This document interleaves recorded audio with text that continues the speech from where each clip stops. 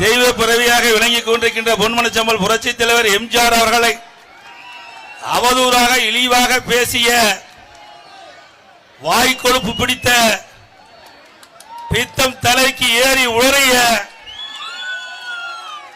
ராஜாவை எம்பி கண்டித்து நடக்கின்ற ஆர்ப்பாட்டம்.